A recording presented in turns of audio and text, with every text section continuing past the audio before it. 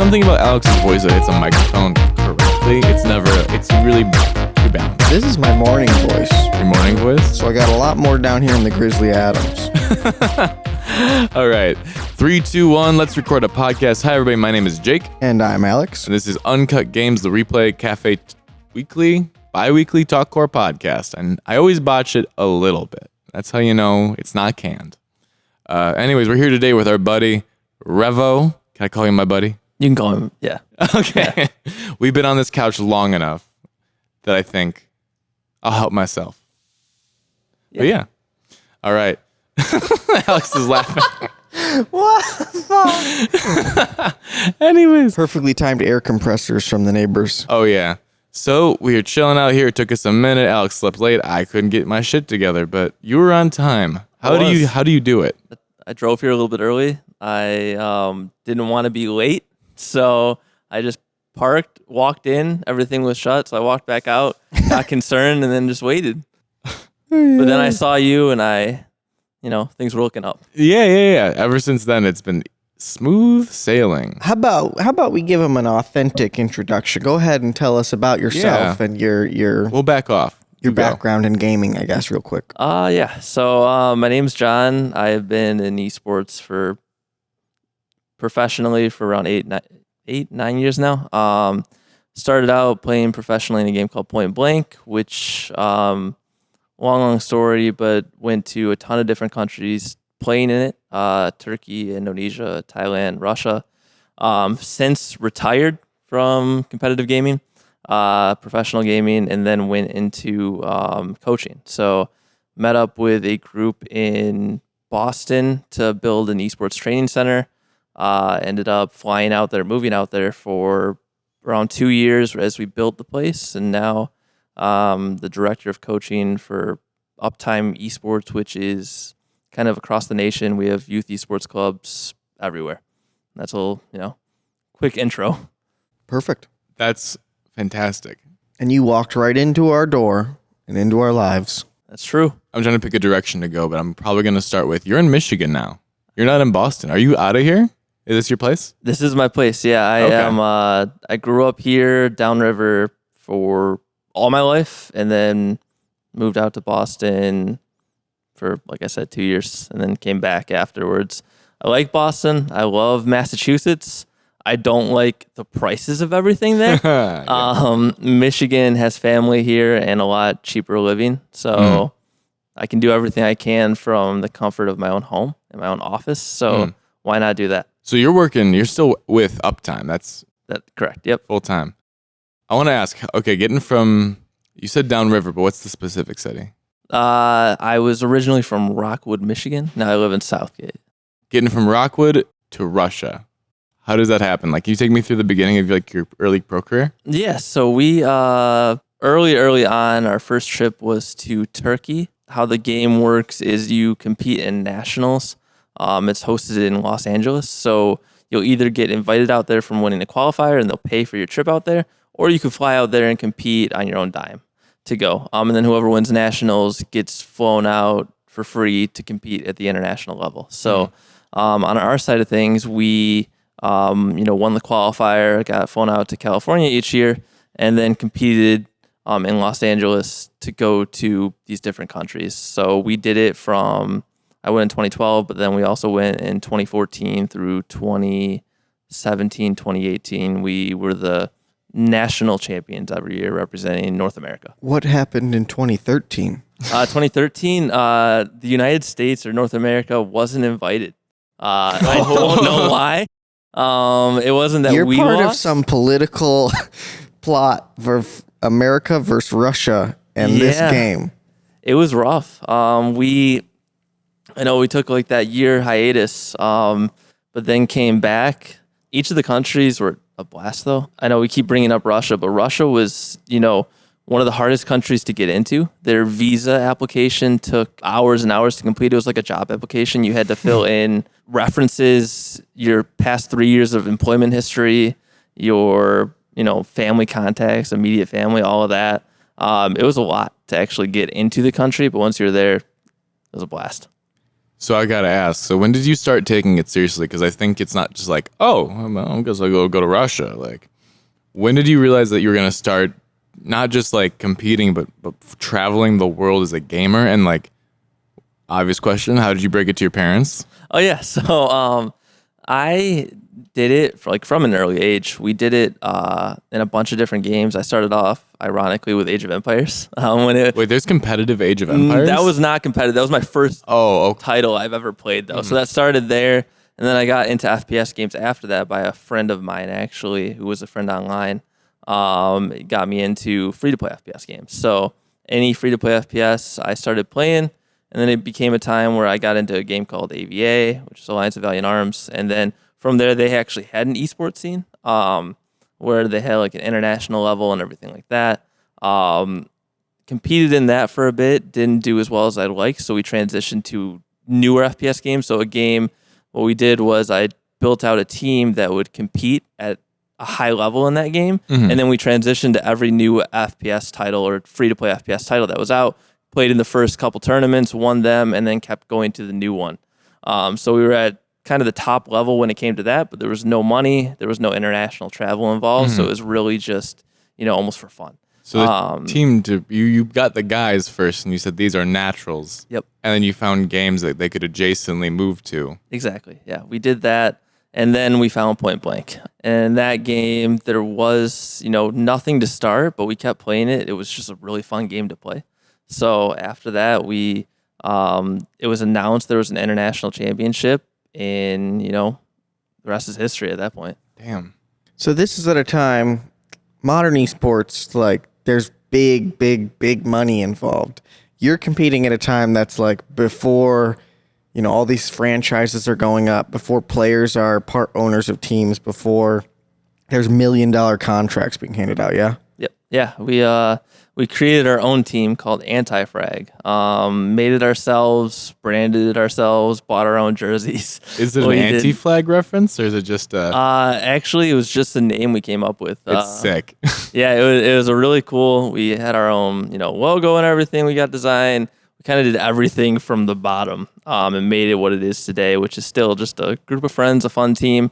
But we are known across the world still. We have a lot of fans, which is hilarious to see. Damn.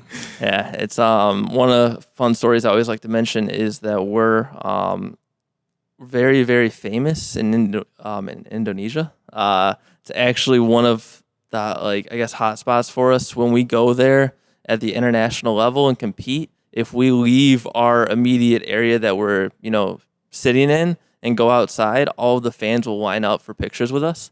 So we've gotten stopped for 2-3 hours having to get through lines of pictures of fans wanting them, with our team. I'm aghast. Like you can be like, you're getting like fucking rock star treatment. Yep. I need a fucking anti-frag jersey or something. Yeah, exactly. Yeah, we did that, and then as we left Indonesia, we went there 3 times. But when we left one of the years, one of the customs agents asked why we were there, and we said Point Blank. And they're like, oh, anti-frag? So then we knew we made it at that point. What the fuck? So this is a game that I hadn't heard of either. In a country I didn't know. People, the customs guy was like anti-frag. Yeah, it was surreal because, at that point, it's you're roughly still as big early. as like Imagine Dragons or something. Like Right. Not like the biggest, but like the custom guy knows. Yeah, at that point, we knew we made it in some sense. Damn. We got light blue sunglasses, which was like the theme. Like the anti-frag logo had nothing to do with anti or the frag. It was a sun with sunglasses on it, with blue sunglasses. So it was the logo. So what we did was we had light blue sunglasses. We were on stage. And then we ended up having to buy a couple hundred pairs because everyone wanted them at these tournaments. So we got the casters to wear them, the announcers, the stage presence. They all started wearing them for the whole entire international champ. We pretty much took over at that point. So they all had the light blue anti-frag glasses on. It's really cool to see. I mean, when you're like world champions, would you say 5 years in a row? Yeah, we were at that point we were national champions. That's the one thing about this game is at the international level, some of these teams were unbelievably insane at these games. So we had a chance. We competed at some level with them, but we never actually took home like a world title, unfortunately. You're like a cult classic or whatever. You had Exactly. like the charisma. The crowd favorite. The But crowd favorite. Yeah. this is so crazy. I have a lot of questions. We should do this in 3 parts, but this is episode 1. All right. So I'm going to just go a little bit linearly right now. So say you're doing all this. When do you decide to hang up your guns? When you're like, I'm cashing out. Funny enough, it was kind of our choice, but kind of not our choice. Everyone was either finishing college, getting careers at that point. Because my first international championship was 2012. And I left my high school that day. It was my graduating day. The last day of high school, I went on a plane to Indonesia that day.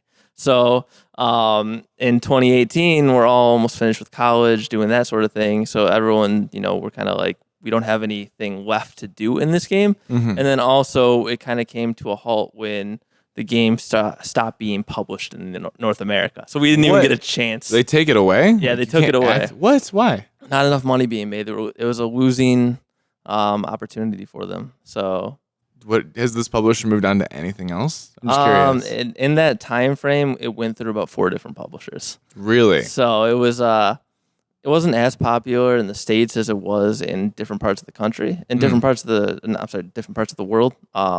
Like in Indonesia and even Russia, Point Blank was more popular than Counter-Strike at points. Really? So it's like so different. Yeah, it's a very, very large game in other parts of the world. But the United States didn't get enough traction or money to keep it going in that sense. So, like I said, the esports wasn't as big. So is this acting as your full-time job, like competing? Are you making enough money to support yourself through college, or are you also working, going to school, and competing? Kind of all 3. Yeah. Esports at the time, really the only money you were getting was if you were winning championships. You weren't getting any sponsorship deals or anything like that because we were our own sponsor. We bought our own jerseys. So at that point, then it was all, that's why life kind of got in the way a lot of the time. So we were just kind of stuck in that like perpetual loop of competing, playing, but at the same time though, it just became, since the best part about it was 5 guys. We were the same team for all 4 or 5 years of this. So it was a guy's trip across the world every single year. So it was a lot of fun. So you come back, and what's the year you stop again? 2018. 28. Okay, so like literally like not that long ago. Yeah. You come back and you look around, and then do the rest of your team pursue esports in different directions like you did, or do they go into their various They actually, ways? None of them went into esports like I did. A lot of them found other passions, whether it be like firefighting or like something in the military. Even they never Those point blank skills. I know Yeah. they never took it Same to the concept. next level in that regard. They were passionate about it, but I don't think any of them were as passionate as I was about esports going into it. Because I was always the person. I was the captain of the team, so I was the one booking flights, making practice schedules, doing all of the different things for it. So there's definitely a level of You were esports. living your fucking like dream, right? Yeah. Basically. It seems like there's a pretty obvious transition there from the logistics side of things that you're doing to moving on to coaching and running a center and stuff like that. Yeah. So then on to coaching, right? Yeah, on to coaching. I did it, by myself for about a year and a half. Until then, just did it with different companies, that sort of thing. I knew that my skills were falling down from where they were, especially at the level now that I'm seeing with, 13, 14, 15-year-olds having the reaction times they do with these esport titles. So I just knew if I wanted to continue in esports, it wasn't going to be professionally. It was going to have to be in a different avenue. So I banked it all on that. Gotcha. Was that a freelance thing? Like you're like, hey, esports coach for hire, or was it like a little bit more? I did it freelance for a bit. I had a couple opportunities present themselves, and then some near misses. I almost got the opportunity to coach Team Liquid in CS:GO at one point, and then that fell through because Zeus at the time, which is one of the best coaches in the game itself, became a free agent. So he kind of took over that spot and that opportunity. So I was like, what am I going to do now? That was like the big plan. Exactly. So I had a big kind of hiatus in my kind of professional life where I was like, what am I going to do? And then, this esports opportunity in Boston presented itself. And they reached out to you? Yeah, I reached out to them, actually. Okay. Yeah, they needed someone with esports knowledge. They're both, business builders. They knew what they were doing. They sold a couple really large businesses. And then from there, wanted to get into esports because their sons were involved in esports, but they didn't have someone to do it. So I went on very, very early business plan stages and kind of gave them the knowledge to kind of build the center and build the program. So we went from, deciding on a center to deciding how to build the desks, what to put in the PCs, what the curriculum for the club looked like, to pretty much everything for the center in an office. Damn. Yeah. It was a lot. You sound essential. Yeah. Still am in that regard. There's a lot of moving parts to it. But yeah, we started with just me, and then we hired on 3 other coaches that moved as well across the country for it. And then from there, I just kind of was the director of them and kind of the third man in line for this. So we kind of just built it up from there. We built the center and opened it 2019, December. Little did we know that 4 months later we'd be shut down because of COVID. But don't even worry about it. I know how we, pivoted from there. Our whole kind of vision was esports clubs. So a club program, you have a soccer club, you have a baseball club, you have all these different club programs, but there's nothing at the youth level for esports. So we decided to go that route. We wanted to give the opportunity for a player to join a club for a 10-week-long season, get professional coaching, get a match just like they would in a sports team, and then also be able to grow in it, have that pathway to college if they wanted to do it. Okay, so the pathway to college is, I think, a unique aspect you're offering. You're like, hey, this is not for fun. This is not just for the summer. This is like, you can go to school on this. Exactly, yeah. We did a college ID camp a few months ago where we got 25, 30 colleges, esports coaches out to essentially scout the players, scout the talent.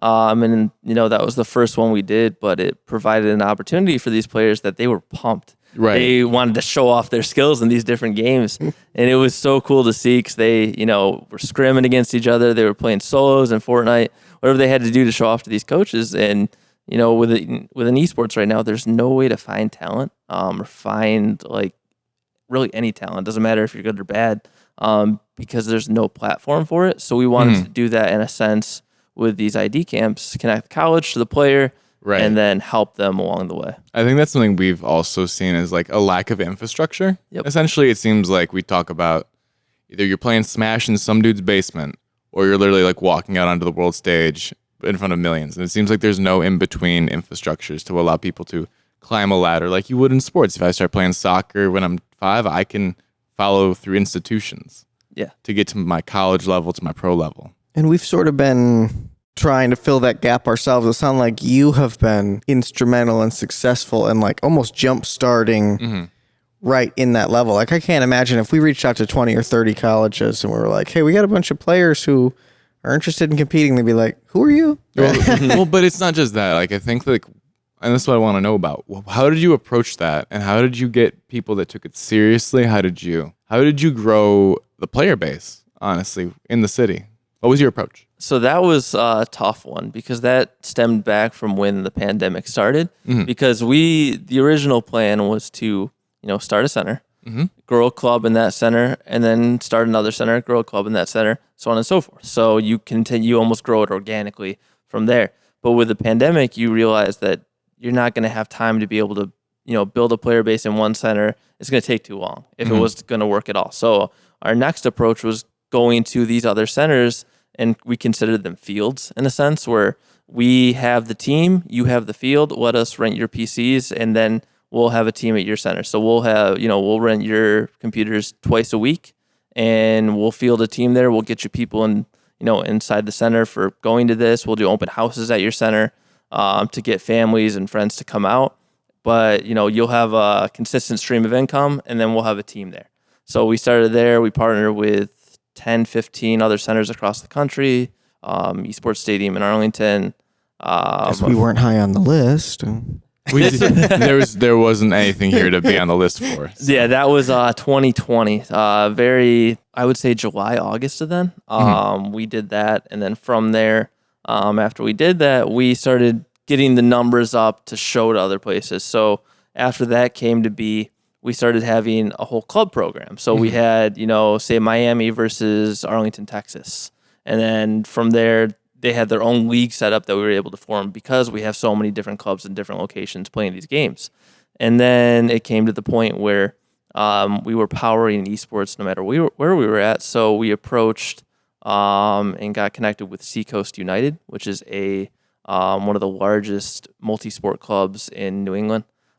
They have soccer, lacrosse, field hockey, a bunch of different sport titles that they have players for, but they wanted to get into esports. So we approached them with, we'll power your esports program. So you can offer esports, you can, do the same thing you're doing right now, but just add esports. We'll have a coach, we'll provide the program, the curriculum, the league. They were gung-ho about it. We started with them, got partnered with a couple others. That kind of where the notoriety came from was all of those connections, and to us being able to reach out to a college because we have now the backbone to show that we have experience in it. So it started very small. But then it came to be with these different partnerships that we were able to form. It seems like you're able to parlay both your experience and your preparation that came from getting ready to open up Uptime and just say, okay, well, if I don't have people in my room, I can take this anywhere. I'll make it attractive to these other places, and we'll grow a player base that way. Yep. So you guys almost started as a club. Like Uptime Esports was like a club that would show up at your place, and you'd organize games for people. Yep, exactly. It's really smart. Yeah, and then the biggest thing with that too was we wanted to kind of separate the two. Uptime Esports and now our club, Uptime United. So Uptime United is the club program. One of the co-founders was very into soccer, like club soccer. Yeah, it sounds like with the United name. I was exactly. So we just recently went through a logo switch as well. So we're not having a crest as our logo anymore. It's actually an esports logo, which, helps with the whole kind of program, what we're trying to accomplish with it. But since we've separated, now we have Uptime Esports, which is our center, and then Uptime United, which is our club program that we bring to whether it be a soccer club or a center, whatever it is. So then the esports club, it's multiple titles, yeah? Correct. So you're basically just competing in all of the top esports games. Yeah, we're in Fortnite, obviously, Valorant, and Rocket League right now. Okay. We chose those titles, Fortnite, because it is one of the largest for youth. Valorant is one that we're consistently building a base for because that's really what we're seeing the high school players play. And then Rocket League, it's cross-platform. It's a great game. Colleges are playing it as well. So we want it. Then we just recently added Rocket League as of this last season to our program. So you picked, of course, all free-to-play games. Yep. Yeah, we really want to keep it in that wheelhouse just because the more we, stray away from that, the less opportunity we give to other players or, families. We never want to be somewhere where if you have a passion for esports and you have a goal to play in it, we don't want a financial aspect to deter you from that or make you not able to do it. Right. I mean, that's why these games are so popular, honestly. Exactly. It's not don't shoot me, they're the best games ever. It's that this game is on your phone, it's on your computer, it's on your console. It's the most accessible, and you can play it all day. Yeah, that was our big thing was even when starting these clubs is you'd have, you could have a practice. Practices are no problem. But when it came to a match day, who are you playing against? Yep. How are you going to have enough players? If you have 10 players in your club, that's going to take a week to go through all the players, regardless of the game title that you're competing in. So luckily, with Fortnite having the amount of players we do, we were able to have, it be trios. So then your trio faces another trio in a custom game. And then, it came down to the fact that now we have this, we need a league. There's no league for this. So we created our own league, which is the National Esports Champions League, which is essentially our league that we have all our teams compete in. But it is a separate entity from us, just so, if anyone else wanted to join, they could, whether it be an esports center or something else. So we accept. Thank you. Yeah, of course. Just fucking around. Yeah, We're in. But that's the big thing is that at Is the that youth the level. goal to start sucking up into this league other sources and like other centers? In a sense, it could be. We have, the league formed because we needed it, not because we wanted to push it out. But since we have a league, why not offer it to other centers that have, youth esports club programs already? But if a center doesn't have a club program and they want one, then we'll power the program, and then we'll do all the legwork for it. But if they already have one, it's just a way, regardless of where they're at in their business, they could join a part of our business. And that's what I'm talking about also, about like just like infrastructure. Yeah. There doesn't need to be 3 versions of the NHL. There needs to be Well, that's what we're seeing here, right? Like, there's 3 different federations of high school esports going on here in Michigan, and it's like, guys, you're splitting the audience and you're splitting in the money. Whatever people are competing, and like it's making it so complicated when it doesn't need to. Oh yeah, it's so regional around here. By region, I mean like 20 miles. Like, we are Detroit, and that is Lansing, and some people move between the two. But it seems like no one's talking to each other. Coming back to Michigan, is this something you've interacted with, or are you still focused out in Boston? Like, just like... So it's a bit of both. So we have, being in Michigan, I wanted to get Michigan teams formed for that. So we have the Michigan Jaguars now, which is a big soccer club out, I believe, in Novi. But it's not esports. It's they have a soccer club, but now they have an esports program. Gotcha. Okay. So kind of like the Pistons have something, right? You're telling me about that, where they have like they've got something going on. I'm just not well versed in what it is, though. Okay, me neither. Yeah, that was our big thing though. Is we wanted to get my big thing is wanted to get esports in Michigan, and then we, at least in that sense, got them because they're also a soccer club. That is kind of our kind of avenue we're taking now. But I'm kind of working both ends now. I want to help Boston. I want to help Michigan. But I definitely see these regional kind of problems start to arise. This is a question I think we're working on, and I wonder if you have any ideas. Like, what do you think is the solution here? Is it just like knocking heads and being like, everyone get it together? Or is it like, how do you make these people talk to each other? Like, I'm curious. It seems they're almost hesitant. I don't know. It's tough. I know. That's why I always say that esports is still in the Wild West stages, where there's no governing body, which is a it's good state by and state bad too, thing. which is like, here it's lawless. Boston, they got it under control, but like it's westward expansion. Yep. And I don't know what is the right answer for it, because if you have a governing body, that could be a good and bad thing. You can then have rules set in place. You can have structure. You can have an actual pipeline, but then you lose some of what makes esports so great. Right. Well, that's what I was also thinking about. Like, there are levels, right? And that's when you start talking about leagues, which is different from. Okay, so on Sundays here we do Smash Bros, and we have our buddy Kevin who's probably gonna hear this. He's our #1 YouTube commenter. But he does Aura Gaming, and Aura organizes this for us, and they give us that structure. And people come and they're like, "Oh, I'm here, but after this, I have to go to something called, I think it was called Yace's Yacement," which is like, he's like, I'm playing here, probably gonna lose. Yace's Yacement starts at 2 also, so I'm gonna go over to Yace's and we're gonna play in his basement. I think he just fills his house with CRTs, and it's a thing. So there's like a literal basement scene, and then there's like a little bit more of an above ground, like this kind of thing. And then there's other things like, I know, like Frostbite or whatever the regional tournaments go. I don't know if you're going to lose that, because I feel like people are so used to, at least in this state, like the basement scene is the scene. And I think it's just something to build on top of, like a house. Basement, first floor, second floor, attic or something like that. Yeah, I mean, we have the same, in that aspect, we have the same thing in New England. Okay. I met someone there that does it for Street Fighter.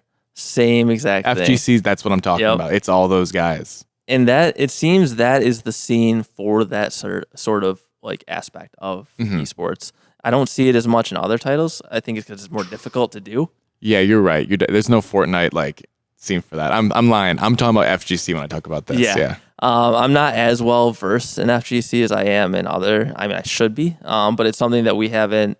It's like they're versed in themselves. They'll tell exactly. you. I honestly feel like this venue, once we upgrade, would literally be the perfect like home to every night fighting game tournament venue. Like, it just it's got that underground vibe that I think you want There's in a no fighting game arena style place.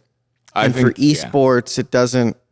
Esports is trying to rival sports and needs to be a little bit more upscale and have that like arena and luxury feeling versus the fighting game community. I think they just like they're used to being in a basement. So someplace like this that's more underground, I think feels like it could really work. There's a presentation in there. I wonder about how you guys did your center. How did you guys conceptualize where you'd be, like what your aesthetic would be, who you would appeal to? Were you always like, all right, Fortnite, League, Rocket League? Or was it like, we're just gonna kind of make a general place for everybody to congregate? Like, how did you see that forming? A little bit of both. So with another one of these. So like we had, I was kind of brought on right when we were drawing up the plans for it, so it was perfect timing. So we were, with a notebook writing out or drawing out ideas of how the center is going to look. Whether it be how many team rooms do we want? Do we want a really big console area? How big is the stage? How many computers per line? That sort of thing. So we kind of came up with the idea of trying to appeal to everyone. And I'm still not sure if this was the right call. But in the sense of going with, 6 computers in a line. So that way, no matter, and at the time it was Overwatch, because Overwatch was the largest team game that would have 6 computers. Other than that, it'd be 5 or 4 or 3 or 2 or 1. So if we went up to 6, then we wouldn't have to worry if an Overwatch team came there. If we wanted to do an Overwatch tournament, you could have 6 face another 6. Kind of like how esports used to be. Exactly. Yeah, it looks exactly the same. In that sense. That's 6. You're right. Yeah. I forgot. Because that was at least in the early stages, that was a big thing, was the fact that like you want to be able to see your opponent because that's the fun aspect of it. Exactly. Thank you for understanding everything. Like, Yep. Well, that's why our stage is so fucking big too. Yeah. That's why the room is so fucking big. 'Cause your fucking dumb living room is not enough, bro. You gotta like get out of your house and see your fucking opponent and tell him that he sucks butt. And you gotta make up later. Yep. And we were going for that, and then when we built our desks, they were slightly different than that. So we had our builder. I love this. This is excellent. We had our guy, our carpenter. Did I measure? Yeah, no. You were about to trade stories. They worked fine, but they didn't actually have that same look and feel. So like, I was actually the one that had the design that we went with, which was I drew it, and it actually became what it was, which is hilarious. It became a desk like that, but in the middle. It literally went up with wood, and then there was a platform for the towers, and then I like your setup, by the way. I saw that, and I'm like, that's our idea, but we went with trusses, like. Yeah, so everything was under, so there was no wiring or anything like that. Everything was inside the desk. A little pain in the ass when it came to wire management or like trying to get to something to unplug something, but the look and feel of it really, it helped out a lot. That, and then we made sure. Just the little, like the minor things of like rounding off the corners on the desk so gamers didn't like have like any issues with their forearms. Oh, okay. Yeah. Actually, forearms is smart. Yeah, so we like did those things. But from there, our pit, which we call the console area, is the pit. We built out 10 switches and then PlayStations on each of them with an HDMI switch. So then you could switch between the two depending on what game title you were playing. And then also put in, since the pit is just, a pit, and then you can only fit so many people in there, on the outside of it, we put TVs that reflect what's on the inside. So that way when you're playing Smash, you can have a crowd watch on the outside so you're not congested in that tiny little space. Yeah. Have you ever seen that in your space, or have saw that somewhere else? I think it's a great idea. Yeah, it worked out really well for us doing it that way. And then the stage, which was the big part. Because we wanted to make sure the kids and everything when they were going on stage, they had that professional feel. So like they were almost the pros in that. So like when they went out there, the lights would flash, that they could get cheered on and everything, and they love it. That was one of our biggest points, was making sure that it had that professional feel. So when a kid came, they were pumped and ready to go. That's what we also talk about here a lot, is like the pageantry of esports is what's really important. Like. Again, getting away from that feeling of like you're just alone, and if you win, no one cares. Like the spectator aspect is incredibly important. How did you guys do the stage? I'm curious.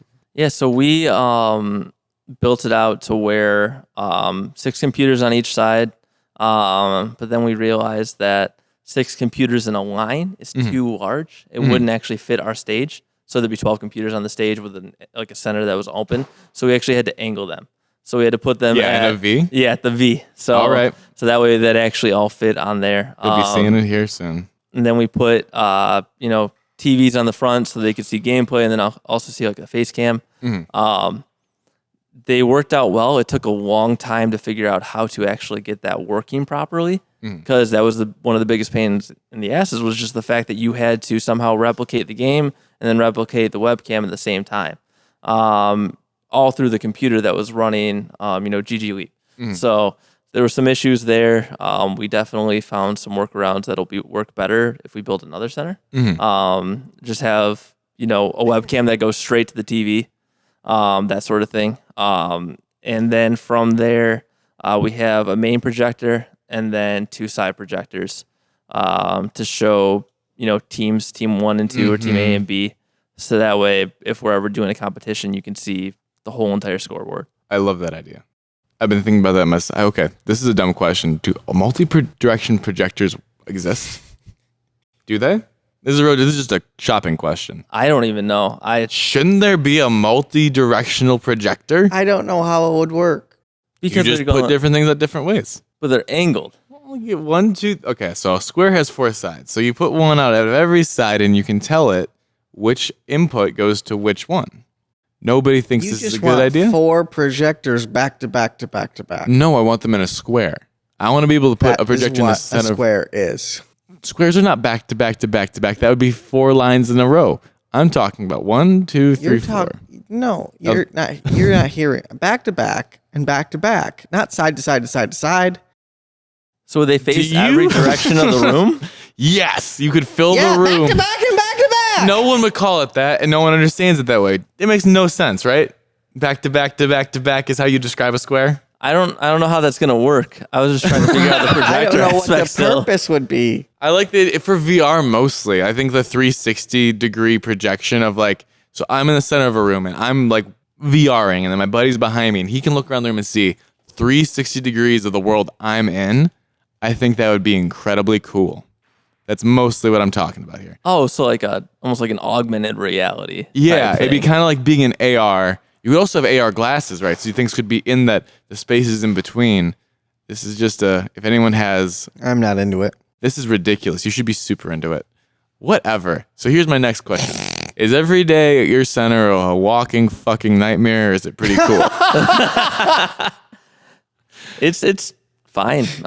We have no Interesting. issues. Tell me more. Wow. Well, and why?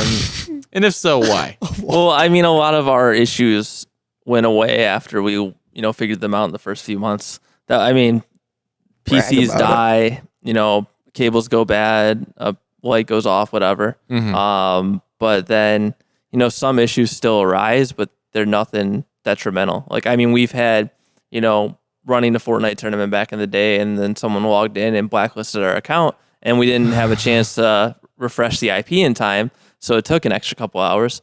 But those are the issues that we've had. Damn. So everyone here is banned from most of the 5M servers. Most people can get shadow banned by logging into Warzone right now. Same with us. Yep. Yeah. Oh God. Thank God. First of all, both 5M and in Warzone. Yeah. The games people want to play the most are the games with the most inefficient but also strict anti-cheat attempts on account of the publishers and stuff. It's a headache. Yeah, it's tough. Luckily for me, I lived in Michigan and moved away. I don't deal with any of the center aspects now. I just Nice. We have 20-something coaches I run plus. Whoa, that's a huge coaching section, and that's Yeah, we have over 20 coaches for all of our different locations, both online and the in-center and the sports clubs. You mentioned saying a new location. Do you guys have eyes on anywhere? Or is it just this thing's rocking, one day we'll do another?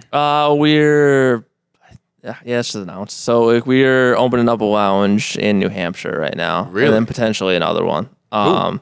So we got that going. Working with a couple different people regarding it. Since that's the thing, since we have the notoriety with a lot of this, it helps more than if we were brand new, which is the big it also sense. sounds like you guys have the cash flow that you can just do it if you want to. Yeah, that's part of it, because when we were looking into this, the club program is, our biggest component of it. Because we really want to grow that out because the player will probably be in that club program from the age of 8 until 17. Pipeline. I was going to ask you what the youth ages were like. Yeah, we see anywhere from, we have a junior academy as well, which is if a center has Nintendo Switches and like Minecraft, Roblox, we'll have a junior academy, which is anywhere from like 6 to 9, 10 years old. That's a really good idea. Yeah, so they'll, play those games. But our biggest thing is, the curriculum and actually growing in these games. So we'll have a curriculum that we build out for each of them that gets taught on their practice day during the week. And then, a different practice will have a different lesson. And then during the match day, they'll have, a match against another team. So they get built up throughout the program and grow in it as it goes on. These other teams, are there similar ventures to yours that you're comparing against? Or are you just like, if you're a high school, if you're a freelance team, like who's competing? So they join our club program. So everything's internal besides the centers that already might be doing it at a smaller scale. They have their own youth team there. But other than that, we're really writing the book on it because everything's kind of brand new at this point. Yeah, definitely. This is all like stuff I haven't even thought about. Yeah, we a lot of it took time to plan out. And then the pivoting aspect of it was you did a lot of pivots. Yeah, because we weren't planning on going nationwide during the pandemic. That was not part of it whatsoever. Do you feel ready? Ready as I could be because of the fact that, we did it with 4 people on staff, which is including, the 2 co-founders. Really? Yeah. Really? So it was just, me and 3 other people. Okay. Wait, 4 including the 2 owners. Yep. Who are not esports versed. Correct. So it's all down to you. And who's this other guy? One of the people like that was our VP of customer relations. So still Esports person, or is it really just you? Really just me when it came to esports. Yeah. Damn. Yeah. Did you feel pressure? I did. A lot of it was brand new to me. So like I didn't feel as much pressure because I saw it working. I saw the light at the end of the tunnel. Well, what was that? What was that light? What made you know that it was going to be? Because I know there's nothing. Well, at the time there was nothing for a youth esports league or club program out there. So I knew it was something that was needed. I always thought to myself when I was younger, I was like, I wish I had something esports related that I could do as I was growing up. Because our whole motto of it is, no matter where you are in life or what you do, in esports, you don't have to be the fastest, the strongest. You could be anyone, and you could be the best at the game title. You could play it for fun, but you can join this club program, grow up in it. And the coolest thing that we've seen with it is how many friendships actually form. Yes. And that because you're putting kids with a passion for gaming on a team in the same room together, and it really helps those friendships flourish. I think, and that's something we've seen here too, where I think we ran a Brawlhalla tournament. It was our very first attempt at like a weekday thing.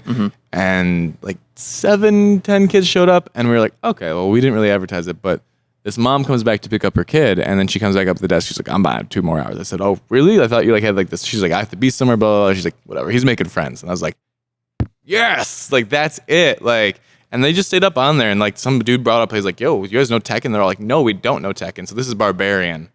We call our FGC captain, and he's just showing everyone Tekken for the first time because they're all like Brawlhalla kids. Like they've never seen Tekken. And they're going through it. So next week's tournament was Tekken, and that popped off and stuff. And it's like that cycling.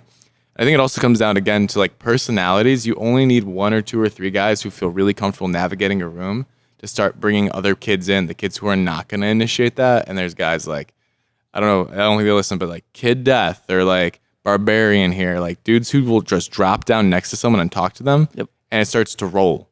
And that's what's really cool. It doesn't have to be everybody like in small groups forming. It's usually like one guy, this guy, and then they also see like this guy. It's like everyone crowding around an old Street Fighter cabinet back in the day.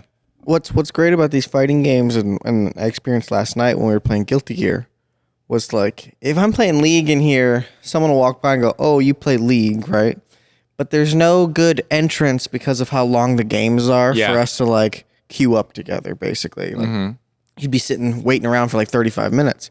Playing the fighting games, playing Guilty leave Alex Gear. alone time. Solve your own problems. Alex is busy. Playing Guilty Gear up on the stage, we had kids come up who were like, oh, can I take on the winner? And we were Really? like, of course. Like, Excellent. and then when I was leaving, like more kids, like it was just an ongoing thing that was then 'cause going you left on at up 10. on the stage. Yeah. I asked Jonah about that, how that all went. So how many, like, what were the age of the kids for that? I feel like Guilty Gear is like a surprise title to even younger kids too. I mean, they don't remember it was 10 o'clock, so it wasn't very young kids in here. So, Okay. I mean, I assume the guy was 18 plus. I don't know. But I guess he wiped the floor with Barbarian. Barbarian came up to really? me afterwards and was like, didn't it sound like that kid had never played before? And I was like, I can hear that in his voice. That's so funny. He's like, didn't it? I was like, no, he said he plays every character and he's going to show you the Potemkin after I played him. Oh.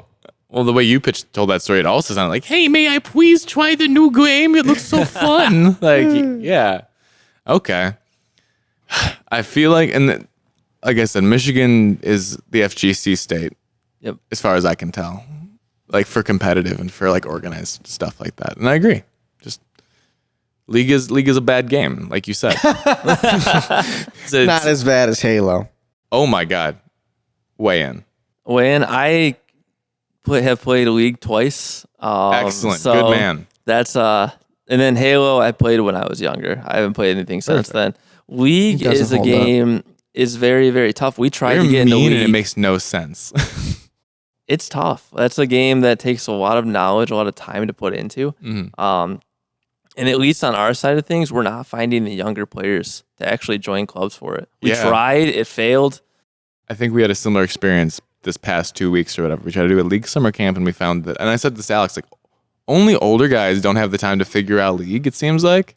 Like, younger kids, the learning curve, whatever, it's summer. They'll figure it out. They don't need help in that way. But again, it seems to really have captured that demographic. I think we forget that it's like a 10-year-old game a little bit and that maybe it's not taking on as many new players as it once was. That's the big thing. I don't think that any of the younger crowd is joining the game, so it's dying off with the older generation with it. So other games that are, easier to access, easier to get into are the ones that are kind of growing more that I've seen, at least on my side, especially with, having knowledge into the youth esports side of things. So let me ask you kind of as a wrapping up question. Where do you see, are there any games on the horizon? Like our buddy Norris was in here and he's like, Guilty Gear, the future of fighters is Guilty Gear, netcode, frame something frames. And then he was right. Do you have any calls for like what's next in terms of like the next competitive game? What will replace League is maybe what I'm asking as the competitive title? That one is going to be very tough because I am not a big MOBA person. So when it comes to Dota or League. But I'm not necessarily asking about MOBAs. I think that League is, maybe I'm wrong. I thought it was the biggest, maybe it was Dota, but MOBAs are like the biggest money competitive series, right? I believe so. I believe so. Do you think that will continue? Or do you think it's going to go back to shooters? I think it could die out. It really depends on ease of access for a lot of these titles. I think Rocket League still is surprisingly undersold. Like, it's still not a tier 1 esport, which is surprising to me because of the viewing aspect and everything of it. I think Valorant has a huge room to grow still. It's still early on. That's kind of what I'm thinking. Valorant's probably going to be one of the big ones in a year, I'd say. At least from our crowd that we're seeing get into it, it seems like it's the new hot game. It seems to be like, it's the one, like I'd say like everyone plays Fortnite. A lot of young kids play Fortnite, but like you said, the high school crowd, and I'm seeing it across like guys and girls roughly ages 12 to 20 are coming here to play Valorant with their friends. Yep. And that's really interesting because like you could play Valorant probably at your house, and they're coming here to do it, and they're doing it in groups. Yeah. Which I see people playing probably Fortnite with one person or alone. Yeah, that and Apex. You think Apex is still coming? Honestly, it depends on management at this point. Okay. With ranked arenas coming, the next big update from what I've heard, if that comes out and they have fixed their servers and login issues, that could be very, very large. If people can play the game, it's over. Exactly. That's a big thing. It's something new to the game that when I started playing it again, really changed my mindset and really it made me feel like I was playing a new game again. Like Destiny 2, when I used to play that, it felt like Trials. Like, that aspect of it, 3v3. And then you can get into fast-paced games because those games don't take long. They're easy to understand because you just shoot, kill someone, 2 other people left. So I think Apex, Valorant for sure, Apex maybe. We'll see. Okay. I'm rooting for Apex. I like its style. I like the way it looks. Overwatch 2 is right on the horizon. I don't know if there's a room in the world for sequels anymore. I think it's like updated or don't. Like, Like, look at League. Like, I think that's all this is, though, is really like a really big update that's going to just kind of... They could call it too, but I think that signals their need to rebrand. Like, they feel like we'll capture everyone's attention with a splashy press release and some trailers, and we'll call it 2, because even if we update it, it's not going to improve our situation. We're on the decline. Which is unfortunate. I love Overwatch, but it's also a kind of difficult game to get into to start. There's a lot of different moving parts to it, a lot of different heroes you can be. It's so team-focused. And it's team-focused. If your competitive side of games, if you, or even, just playing a pub, if you can't play a pub and have a good time, which is really hard to do in the game state, you can't really grow it because there's no community then that wants to keep playing it. Yeah, I don't see a lot of Overwatch here. That's the truth. Yep. Yeah. I am curious. You said Age of Empires was one of your first titles. Is that like your first gaming memory? Yeah, that was actually the first game. I bought a computer when I can't even tell you how old I was. Maybe 12. But Age of Empires 3 was the first game that I ever played. The third one? Yeah, the third one. Yeah. And first game. That was my no wonder first. You switched to shooters. First PC game. I mean, I played Halo and I played, Okay. but I was never that big of a console person. Never in my life. I can't use a controller well, keyboard mouse all the way. Yeah. Wow. So when it came to that, and I went like playing PC games, it didn't look back from there. But it all came down to I met like this guy named Rob that I play games with all the time, that introduced me to FPS games. So if I never got introduced to FPS games, I don't know where I would be, because that was the only time that I decided, hey, there's a game called Combat Arms. Let me try that, which introduced me to free-to-play FPS games, which brought me down the line of 6 games to Point Blank. And all of a sudden, you're in Turkey. Yep, exactly. And people, the Indonesian man, knows your team name at Customs. We never really got into your experience with Robbie and like CSGO or any of that. Yeah. CSGO was in between my times of playing Point Blank. Okay. So it was the more fun aspect game than the, I guess, professional aspect. I didn't put as much time into it because I saw the top and I realized the time I would need, and I said no. You're playing to win. It's exactly. So I used it more as a kind of a friend meetup where you'd have a practice each week, and then you'd play your 2 or 3 matches during the week and then stop it there. Maybe we played really well and we were going to win, but I knew my time had already passed at that point, and I wasn't going to try to go any further. No, those dudes have been in that for forever also. Exactly. Like Robbie, how old are you? I'm just got 27. 27. All right. Like Robbie's older than all of us, right? Like, yeah. Or Alex's age, basically. But he seems to have been playing that game since he fucking had like the ability to chew solid food. Yeah. So I'm not gonna catch him. He says to me, he's like, "You're as good as me at Halo. Why aren't you good at CS:GO?" I'm like, that is like the most crazy thing you've ever said. It's like you can drive this car. Why can't you drive this airplane? Like they are miles apart, and you need the experience to be there. And that's the big thing that I'm seeing nowadays is you can have like an innate talent for some of these games. Well, you probably do. Look, you probably do. To an extent, I'd say, but I've met some people that have been able to pick up a game way better than I could, and then be at the top of the ladder. Even CS:GO. Robbie was there when we met one of the guys that picked up CS:GO, about 2 or 3 months prior to that, and got to the top level within 2 or 3 months. But he was also a professional at another like shooter type game, but he just brought that on. So some of these people can adapt to games so quickly. Well, like Robbie plays like Valorant now, and he just smokes everybody. So like, and his brother too. Like, it's got to be coming from the same place. Exactly. Yeah, I think there is that's what the biggest thing what we're doing is building the foundation, because I think a foundation within esports is the biggest thing you need when it comes down to communication, attitude, actual practice schedule, those sort of things, and then you can transfer that to any esports title.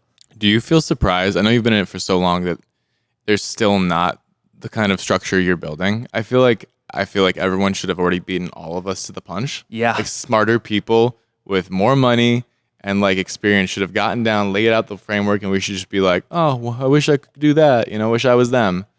But it doesn't seem like that's the case. You can call out Rick Fox for not just getting it all done. Who's Rick Fox? Oh boy.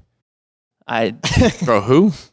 That's the big thing, though. I see there's a lot of different people that are getting into it now, putting a lot of money towards it, that don't want to build their own thing. Right. Well, it seems like they want to throw money at to get money back. It's like money in, money out, but it's still like there's nothing in between to like make that cycle work. Yep. And that's the big. There's like organizations that are running purely on venture capital money that are speculative investments that are. Oh yeah, just like everything else. Don't worry about it. It's exactly. just all fucking like that. But we're not seeing the return yet, so it's really up in the air on what's going to stick. But what you're saying, what you're saying, which is what's important, because you're doing the work in air quotes, right? Like you're seeing the kids come out, and that's all I think you need to see to know that you're like, the idea works. Whatever the plan is can be refined. It's a piece of paper. It's a fucking concept. It's abstract, but like, they get the kids in the room. Yep. They're there. They want to be there. That's what's important. Yeah, and it's so you're not crazy. There's no one else do it. That no one else started it for some reason. Yeah. I don't get it. It makes no sense to me either. Why? But honestly, if the opportunity presents itself, why not take it? All right, man. I do have one more very important question. Go ahead. If you are an only child or if you have siblings. I have a brother that is 15 years older than me. Okay. So what does that mean? That means I'm an only child practically with the age difference. Gotcha. So, does he play games at all, or did he ever there was no Nintendo at your house? I mean, with that age difference, I would assume he would have a Nintendo or Super Nintendo. Yeah, I didn't get introduced to I got introduced to games by a friend of mine, which kind of brought it on, like learning about different game titles and everything like that. My brother was more into the sports aspect and everything. Gotcha. But never into game titles or like trying to try out different games. So for me, it was really a lot of random coincidences that brought me into what I. Well, as an older sibling, I'm an only sibling, but like not only child. I mean, but like I think when you are a little bit self-directed or your friends have something that you don't, it creates this desire to like dig as deep as you can, which I think gets you going from game to game to game in a way you might not if your brother was just like, okay, now we're doing this, now we're doing that.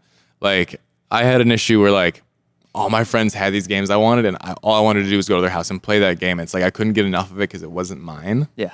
And so I think when you're self-directed like that, it leads you to like really deep dive and like really revel in like all the opportunities and like explore in that way. So I advocate for that experience. Yeah, I wish I had an older sibling just to tell me what the fuck to do. Yeah, that was the big thing. It's like I got introduced to Age of Empires, but after that, it was kind of me trying to figure out what game was my game. Yeah. Since then, you sample a ton of stuff. Yeah, and I realized it was not RTS games. So I don't know who. I have like a friend. Everyone's got like a friend who's like the RTS friend. I feel like exactly. Anyways, man, we got to get our store open. Thank you so much for coming. Thank you for having me. Yeah, it's been a blast. Good. You waited too long to start, but like I feel like we rocked it. We did it though. Yeah, cool. This is your first podcast. Hopefully it's your last. I hope this is so good you never want to try another. I'm checking out after that. Yeah. I want to be your best and only. All right. I can't promise just in case. Okay, yeah. No, I won't be checking. Don't worry. I'm not that kind of guy. Okay. We're checking. This episode is not brought to you by SpaghettiOs. Uh-oh, SpaghettiOs.